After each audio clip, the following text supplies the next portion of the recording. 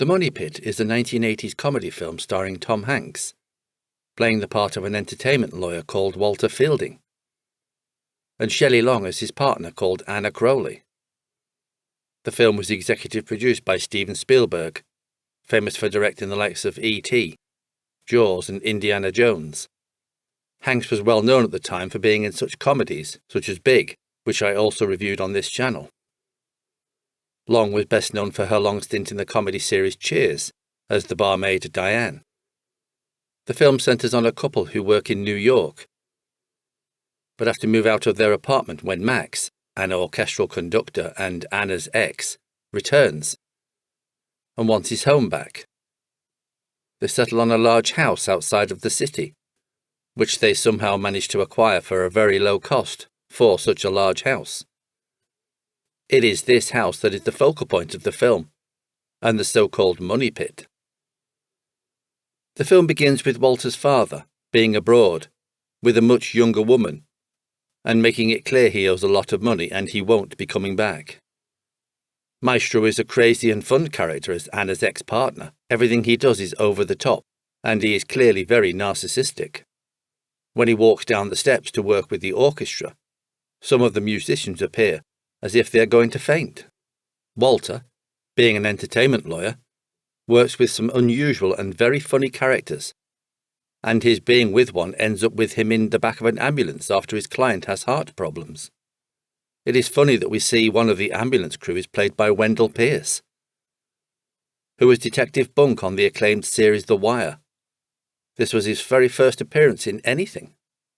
Walter is trying to pay back the money to everyone he works with that his father stole from them, but their attitude is, "They're used to people stealing from them. This is only going to confuse them. They got too much money now as it is." There is a back and forth showing the lives of Walter and Anna, until they both go looking for somewhere new to live. They meet the woman at the house, and she even offers to throw in the old car and all of the furniture. She just desperately wants to get away because it turns out Carlos was Hitler's pool man. Cue each other going to do what they can to raise the money to buy the house.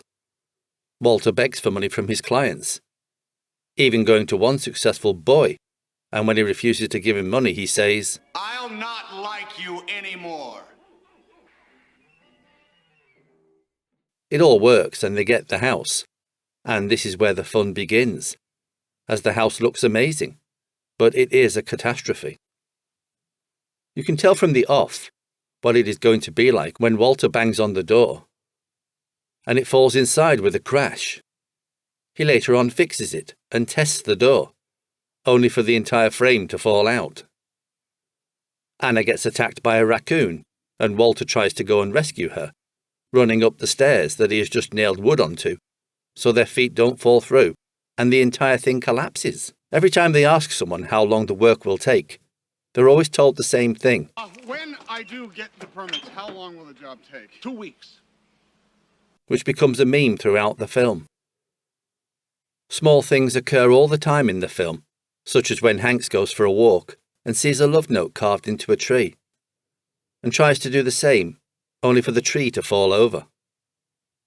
It keeps the film's pace running along, and there is never a dull moment in it. Some of the humour is very slapstick, reminiscent of black and white films, in particular where Anna tries to cook a turkey in the oven, and a gas explosion causes it to fly out and away. In no time the house looks worse than it ever did, as the comedy ramps up to bigger and crazier moments, which are all very slapstick, but increasingly funny with it. Eventually things progress and work does proceed on the house. It is at this point the film becomes a little more serious in how Anna and Walter are affected by all the mess, with Max forever pestering her to be with him and the stress of their lives. They slowly grow apart, just as the house begins to come together. The ending is a culmination of this and is really well done. Tom Hanks and Shelley Long's performance are excellent, and it all comes together beautifully. I think just how well it ends and how it is played is very underrated. For me, it is an incredibly funny film, and very well told as a story and on screen. It is absolutely worth watching if you haven't already seen it, And if you have, watch it again because I did, and had forgotten how good it is. It is a reminder of how good storytelling was back then, and in some ways what we are missing now. I highly recommend The Money Pit.